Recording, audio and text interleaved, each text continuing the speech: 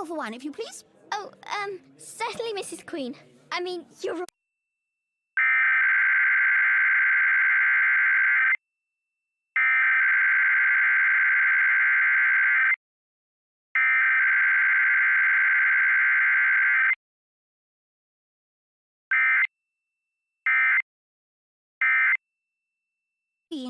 And do be quick. One is absolutely starving. Leave that to us, Your Excellency. But a lunch fit for a queen isn't on the menu. That's what she asked for. We'll just have to be creative. Chef Pierre is counting on us. What do queens eat anyway?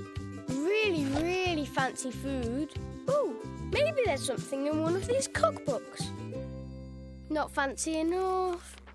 Oh, nearly fancy enough. Oh, now this looks fancy. Let's make this for Queen Mabel. Yes, Chef! Everything all right in there? Oh, quite all right, Your Majestic Ladyship.